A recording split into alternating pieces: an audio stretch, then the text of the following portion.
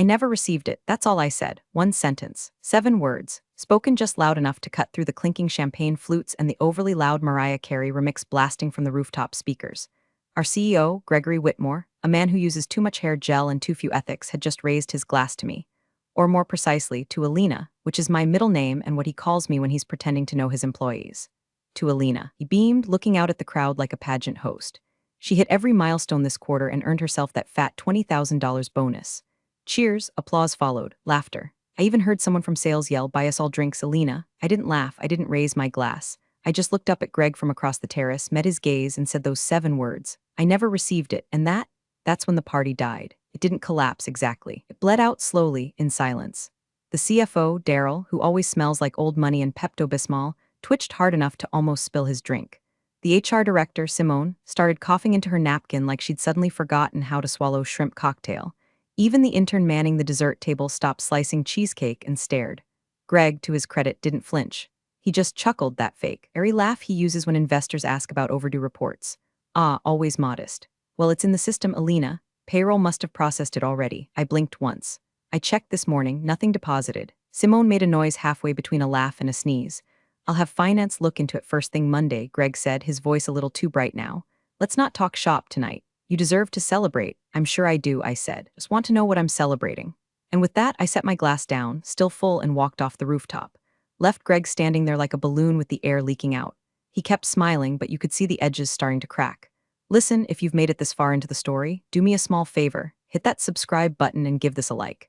95% of you listen in silence, and I get it, you're multitasking, pretending to work. But hey, keeps this whole twisted circus rolling, and my team would really appreciate it. Anyway, I didn't cry in the elevator. I didn't scream into my steering wheel or fire off an angry email. I just drove home, made myself a grilled cheese, and opened my laptop. Then I started pulling the files. Because here's the thing, I wasn't confused. I wasn't even shocked. I was prepared. 3 months ago, I asked for a copy of my original employment contract. For tax purposes, I said. Legal sent it over without a second thought. I saved it in a folder titled "In Case They Get Stupid." That folder had 27 other documents in it. Vendor invoices I'd flagged. Internal memos I wasn't supposed to see. A PDF from 2 years ago titled "Bonus Allocations Executive Discretion." A spreadsheet showing budget reallocations that just happened to divert $20,000 from my department to miscellaneous development, approved by Greg himself. And a personal favorite, a screenshot of a Slack message where Daryl asked if it was okay to ghost pay her Q4 bonus to cover Aspen travel. Ghost pay. Aspen. I could have laughed if I weren't so utterly done. See, I didn't get where I am by being loud. I'm not the one who bangs on tables or leads motivational chants. I'm the one who fixes things, quietly, efficiently, without drama. And when people like Greg forget that quiet doesn't mean powerless, well, that's when things start to break. I sent one email before I went to bed, just one, no attachments, no explanations, just the subject line, Clause 7.4 Notice of Invocation. And to be clear, I wrote that clause myself 3 years ago, slipped it into my contract after watching too many old boys get handshakes and handouts for projects I delivered. HR never read it. Legal skimmed. Greg signed it during a budget crisis while scarfing pad thai on a Zoom call. Clause 7.4. Failure to disperse performance bonus within 7 calendar days of confirmed milestone completion entitles the employee to initiate proprietary protection protocols without further notice. I'd all forgotten about it, I hadn't, and now I'd just flipped the first domino. Monday morning smelled like panic and burnt coffee. Not that anyone would admit it, on the surface the office was its usual beige purgatory. People walked briskly, phones rang with exaggerated urgency, and somewhere down the hall, someone kept pretending to laugh at something on Slack. But beneath the fluorescent hum, something had shifted. I could feel it. By 9:12 a.m., Simone from HR had already stopped by my desk twice under the guise of just checking in. Her blouse still had glitter on it from the rooftop party. She looked like she hadn't slept. "Hey, Olivia," she said, too cheerful. "So weird about the bonus thing. Probably just payroll being slow, right?"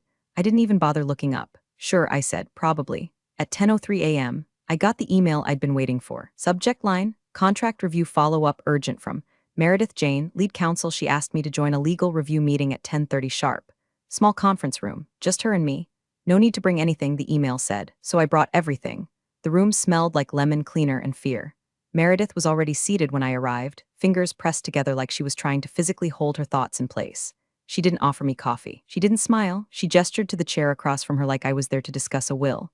She held a printed copy of my contract in her lap. Pages slightly creased.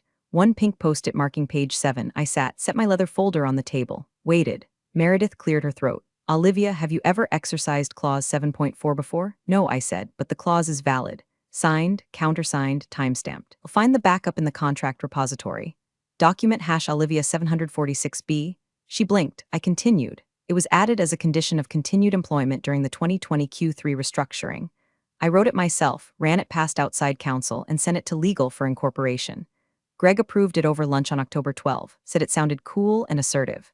Meredith looked down again, flipping to the marked page. She read the clause aloud, slowly, like each word was a warning she'd ignored.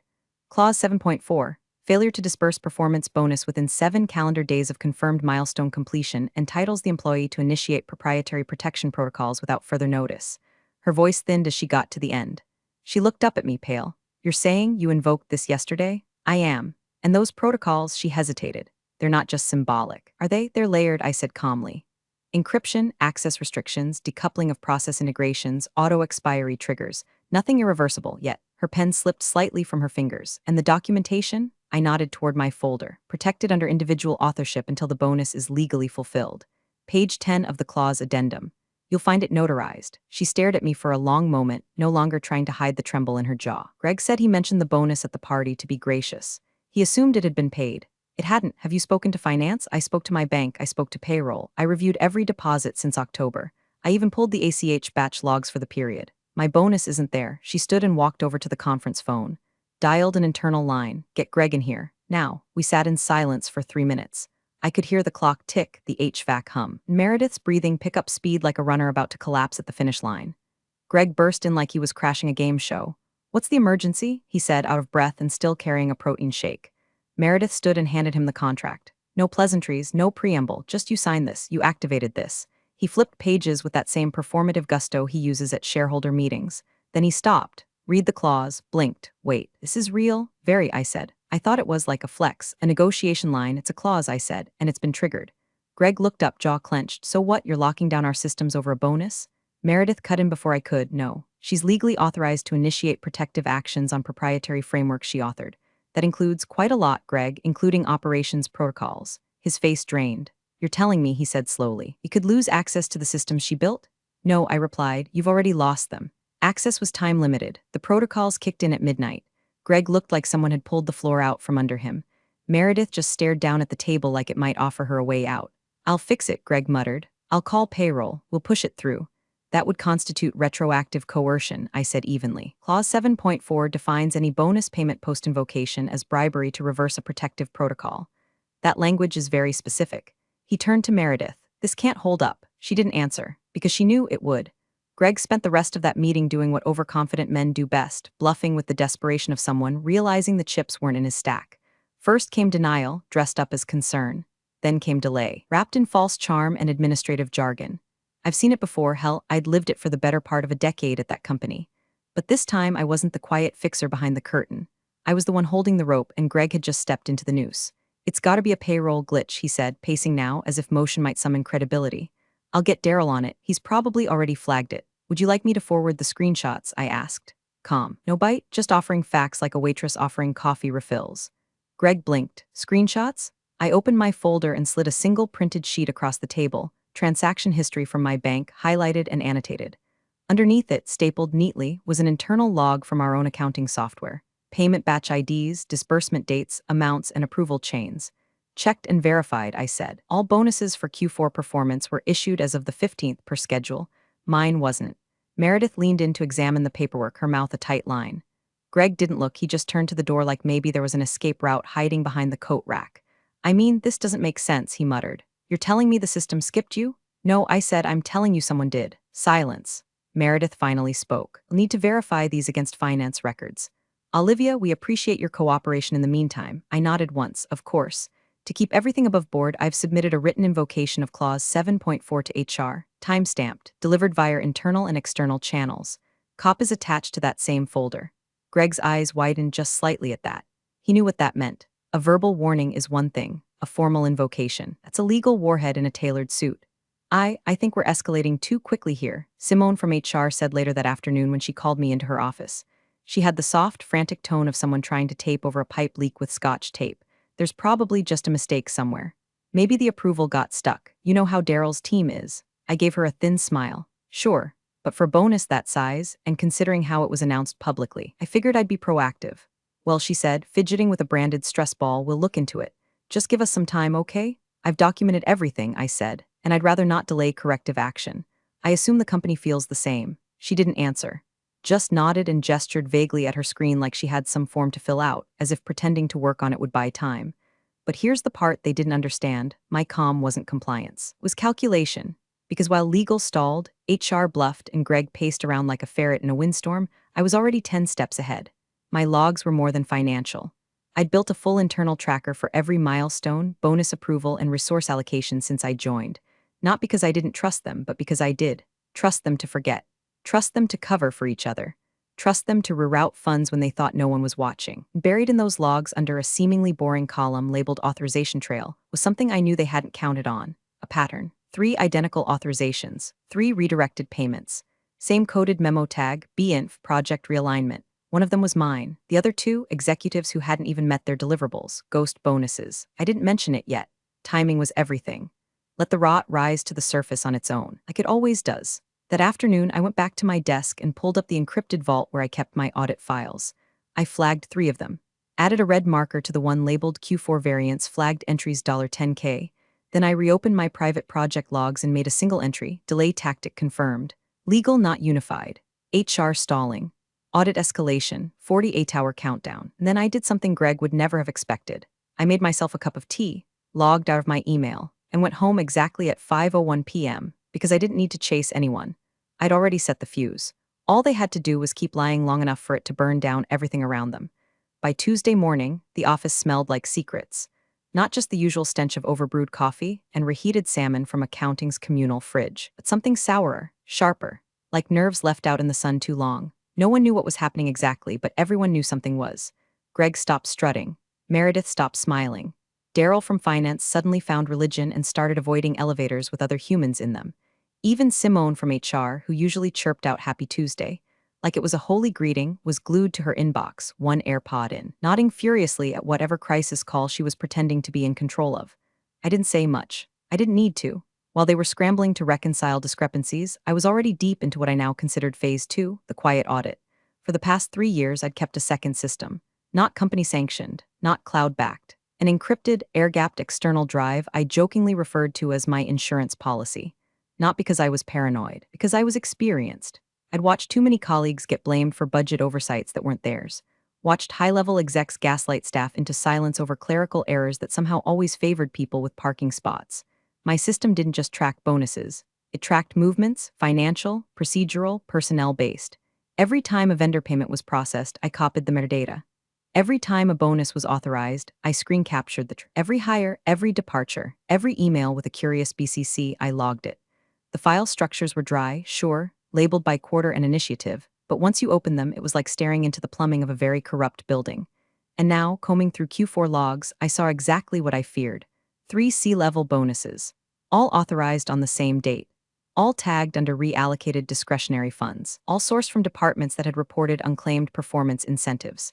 The numbers matched the missing disbursements, mine included.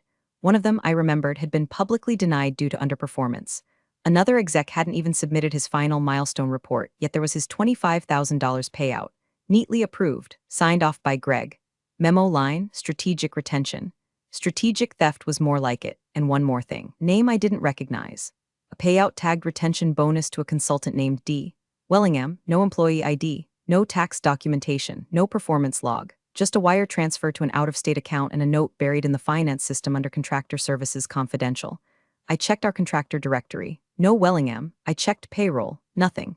Then I checked our new hire and separation logs. That's when my stomach clenched. He had a template for onboarding ghost employees, one used when building dummy access credentials for product testing. Normally, these were temporary, sandboxed, and monitored, but someone had copy-pasted that template and used it to create an entire personnel record, enough to justify contractor disbursement. The signature on the authorization? Daryl. Now, I'm not a whistleblower by nature.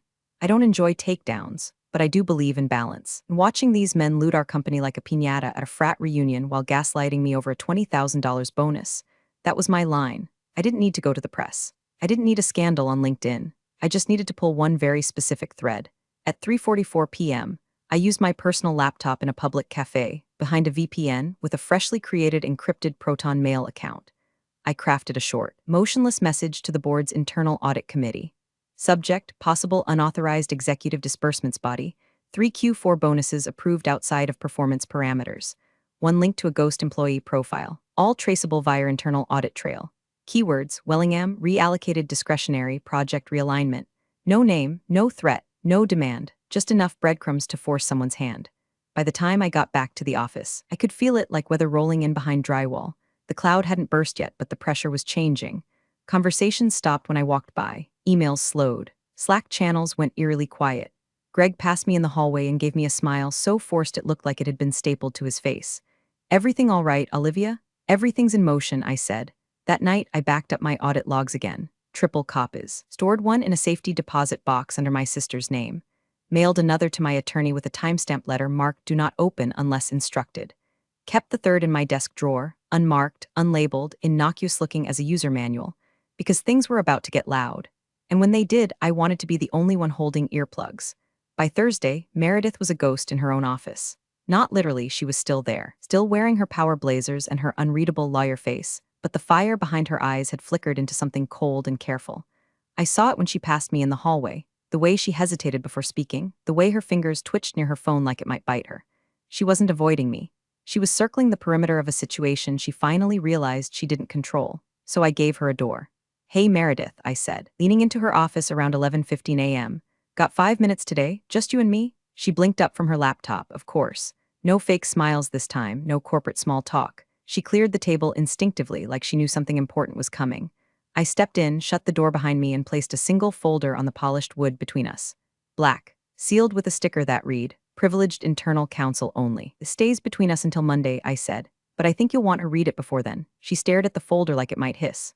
"What's inside?" "A timeline," I said, "cross-referenced documentation. Screenshots, process logs, bonus disbursement approvals. All of it compared line by line against actual payments.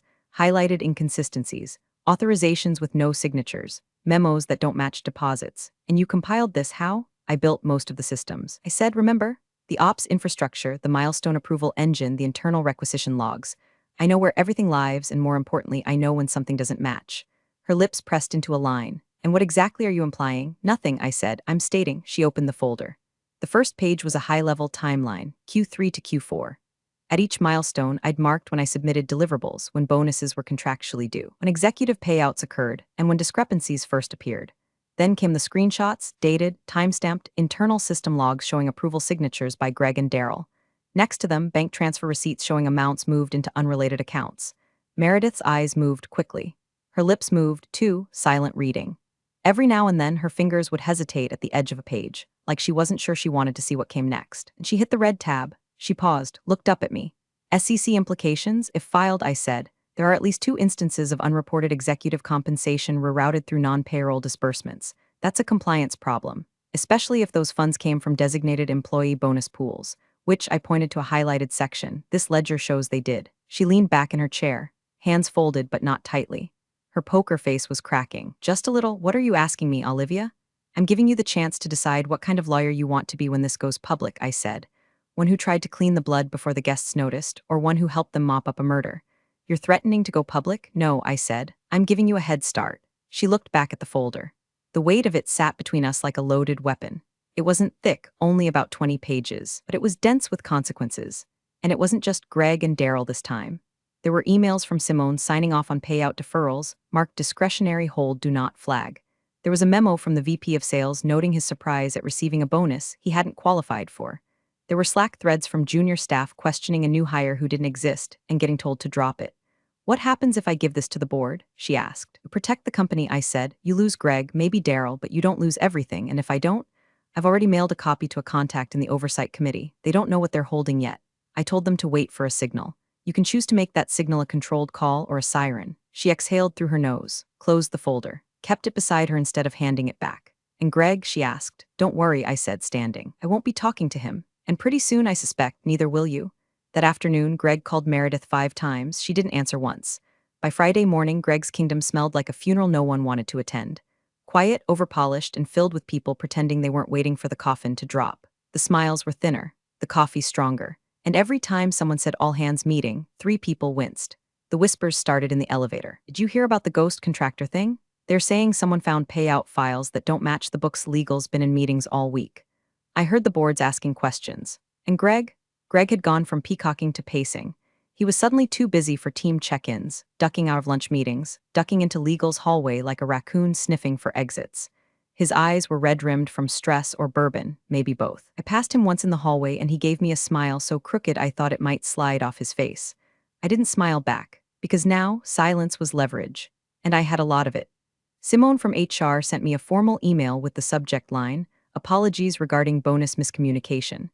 It was corporate speak at its most desperate, acknowledging a clerical oversight, affirming that performance was recognized, and offering to immediately rectify the issue with a retroactive wire transfer of $20,000. I forwarded it to legal. Then I replied politely. Per Clause 7.4, any post-invocation attempt to issue funds without full admission of contractual breach and compensation per terms may be considered retroactive bribery. I must decline. No bluff, no fire. Just surgical language backed by an arsenal of documentation. Within 2 hours, I received a revised clarification from HR. I didn't bother opening it. Meredith already had a copy. And while Greg scrambled to jam the cork back in the bottle, the board began circling like sharks who'd just caught a whiff of blood in a heated pool. It started with a calendar ping. One of the external board members, someone I hadn't spoken to in years, requested a confidential 15-minute catch-up. No subject line, no agenda, just a Google Meet link and a window titled Personal. The name made me pause, Richard Kessler. He used to be my mentor. Back before the IPO, before the exec reshuffle, before Greg inherited the corner office like a cursed family heirloom. Richard was sharp, ethical, and famously unemotional, except when it came to operational integrity. He once shut down a product line because someone faked 2 compliance checkboxes. I joined the call from home. Neutral background, good lighting, folder open just in case. Richard appeared on screen, leaned forward like he was already halfway through the conversation. "You look calm," he said. "I am," I replied. "You've always been a chess player. And you never moved a piece unless you'd already seen the board twice." I said nothing. He nodded. "So, tell me, do you want to talk before this becomes public?" That told me everything I needed to know. The board knew. The panic had trickled up. Or more likely, Meredith had handed off that folder quietly, carefully, like a live grenade with the pin halfway out. Either way, someone had flipped the internal alarm. "I've said all I need to," I said. "The documentation is thorough. We've reviewed it," he said. "But I want to understand your terms. What happens if this goes wide?" I file a provisional complaint with the SEC. I issue a licensing restriction notice for proprietary processes under clause protection, and I formally remove myself from all active operational systems unless breach restitution is paid in full. He nodded again, slow. "Greg has no idea, does he?" "I think he suspects," I said, "but denial's his favorite mirror." "Are you looking to replace him?" "No," I said, voice flat. "I'm looking to remove him." Richard leaned back. His expression didn't change, but the silence felt different now, like a door quietly swinging open behind him. "We'll be contacted by the audit committee directly," he said. "If you have any additional materials, they're in the folder already," I said. "I thought they might be." He ended the call without fanfare. "No thank you, no false optimism. Just a curt nod and a screen gone black. That night, Greg tried to corner me in the parking garage. He caught me just as I reached my car. "Hey," he said, too loud in the echoing concrete. "Look, this whole thing, it's gone sideways. I didn't mean for it to." I opened my door, tossed my bag in. He stepped closer. "Let's just settle this. Quietly, no more legal back and forth. You'll get your bonus. Hell, I'll throw in a signing retainer if you just..." I looked at him, really looked at him. "The moment passed," I said. He tried to speak again, but I started the engine and shut the door. Left him standing there, his words bouncing off the walls, unheard, because he didn't understand. He wasn't negotiating anymore. He was waiting for judgment. Friday night dragged its feet like a guilty child. The building emptied faster than usual. There were no after-hours drinks, no slack jokes about finally surviving the week. No one microwaving leftovers like they planned to work late but really just needed to kill time before the bars opened. Instead, desks sat abandoned, lights flickered off in clusters, and I could hear the tension humming in the vents. By 6:17 p.m., Meredith was still in her office, door closed, lights on. Greg had called her 4 times. I knew because the receptionist left early and I saw his name flashing on her desk phone unanswered. By 7:40, the legal Slack channel pinged once, then silence. I didn't go home, not yet. I stayed in my glass-walled cubicle, methodically reviewing process manuals that would never need revisions again. Not because I was paranoid, because I was patient. The clause had triggered at midnight 5 days earlier. That gave them until midnight tonight to correct the breach before secondary protocols auto-executed. They thought it was a bluff. It wasn't. At 8:03 p.m., HR issued a formal override request to payroll, a backdated bonus wire transfer for employee Olivia M. Rays, marked urgent.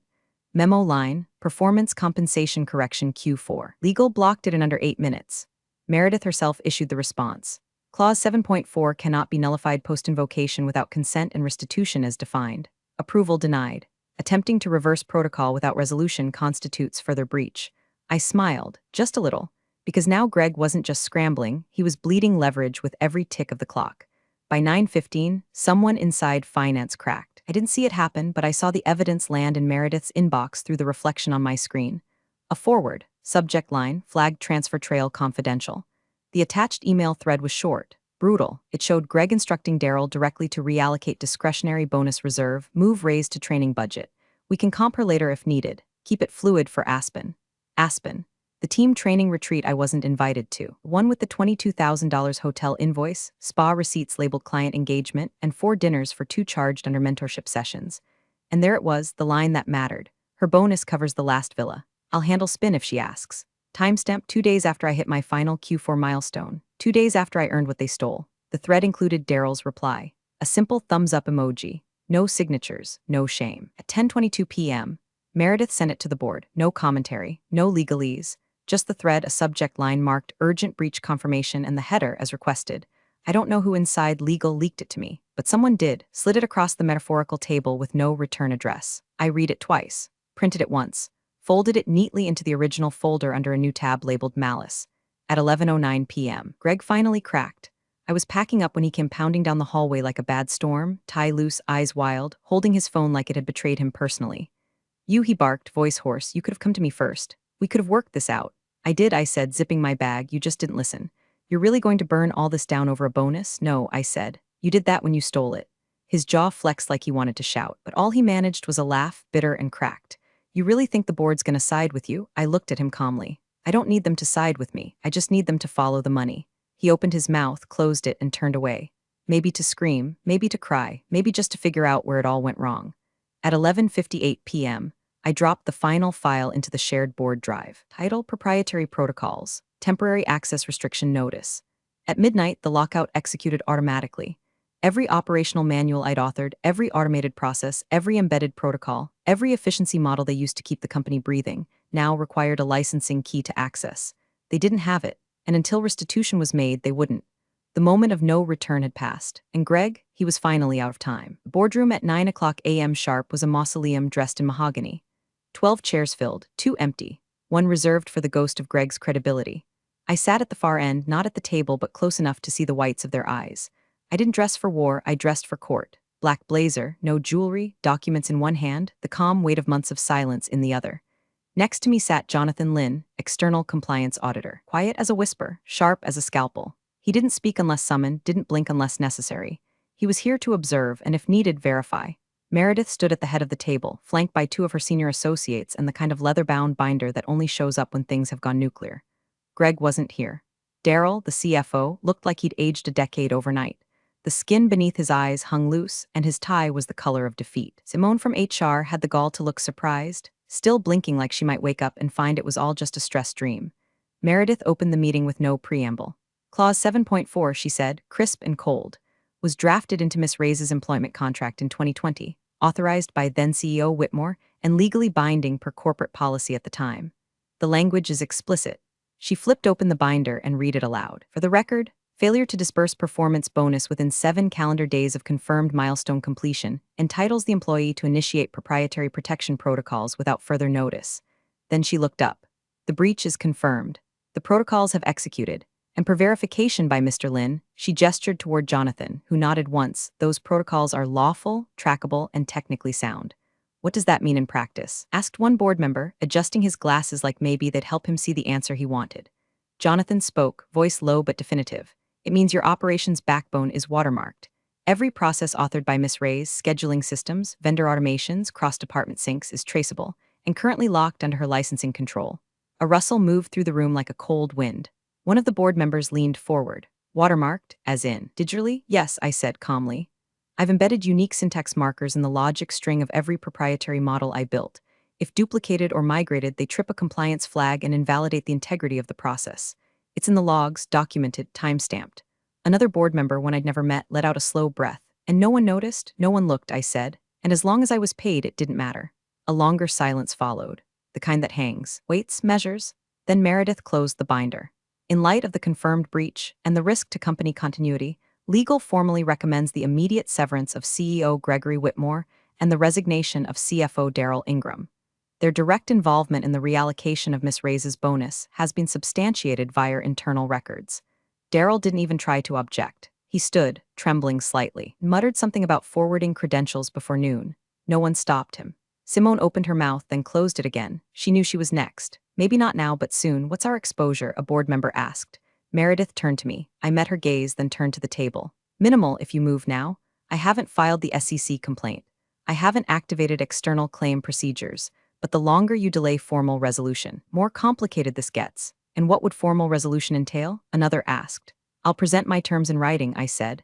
They'll include restitution, damages, licensing fees, and reassignment of specific internal rights.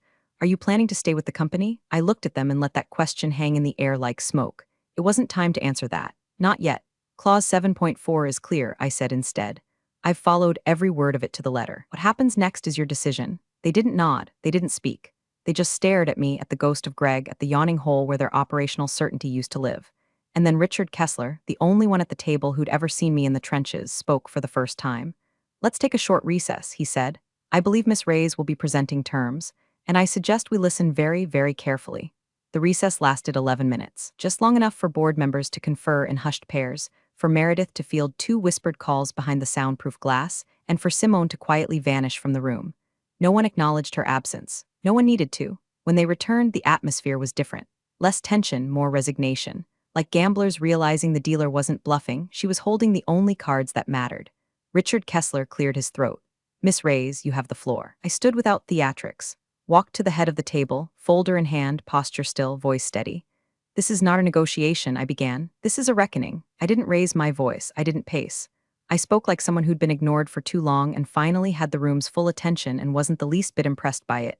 You owe me $20,000. That's the easy part. That's math. No one moved. You also owe me compensation for breach of contract. Penalties incurred per clause 7.4, outlined in the subarticle I wrote, which you never amended. You owe me for the loss of access, the attempt at retroactive coercion, and the reputational damage I incurred by being paraded as someone who'd been rewarded, when in fact I'd been robbed. A few flinched. None interrupted. And more than that, I continued, opening the folder and laying the first document flat on the table. You owe me licensing fees. I tapped the watermark diagram, a flowchart with digital hashes embedded in each core operational model. I own these processes, legally. Until the breach is resolved, you do not have the right to continue using them without license. Any replication, workaround, or attempt to reverse engineer will trigger an automated legal alert and enforcement via provisional IP claim. I laid down the second document, which, for the record, I filed last night. Gasps, a quiet curse from someone at the far end. Meredith simply closed her eyes for a beat she'd known. The rest were just catching up. I've given you 6 days, I said. That's 6 more than you gave me. And now we're at the point of no return. Woman from the audit committee leaned forward. What are your conditions? I handed her the typed list. Restitution, full bonus. Clause 7.4 penalties tripled per contractual timeline. Licensing fees retroactive to the date of breach. Public correction of internal records. Termination of Greg Whitmore and disqualification of Daryl Ingram from future executive reinstatement. HR review under external counsel. And, Richard asked. I met his eyes. I'm not staying. That rippled through them harder than anything else. Shock, disbelief, a faint note of regret. I don't want a promotion, I said. I don't want a corner office or a fake apology or a plaque next quarter. I built this company's backbone while Greg played golf and Daryl played God. You let it happen, and now you're reaping it. I gathered my folder, clicked the latch shut. You'll get what I owe you, documentation, keys, all operational protocols, once terms are met and confirmed by counsel. Until then, your systems remain frozen under protection. A silence stretched so long it bordered on surreal. Then Richard finally said, you could destroy us with this. No, I said, you already did. I'm just not letting you profit from the rubble. And then, just before I turned to leave, I gave them the last piece. Oh, and one more thing, I leaned in slightly. You've been positioning for an IPO, I know. I've seen the roadshow deck. If my licensing isn't resolved before the S1 is filed, your prospectus will be flagged for IP dispute and material operational risk. A beat. I walk and your IPO walks with me. No one stopped me as I left. They couldn't, because I didn't burn the bridge. I turned it into a drawbridge, and I'm the only one holding the lever. Big thanks for watching, you sneaky seniors. Subscribe to keep the coffee pot brewing revenge. Your ex-colleagues won't know what hit 'em.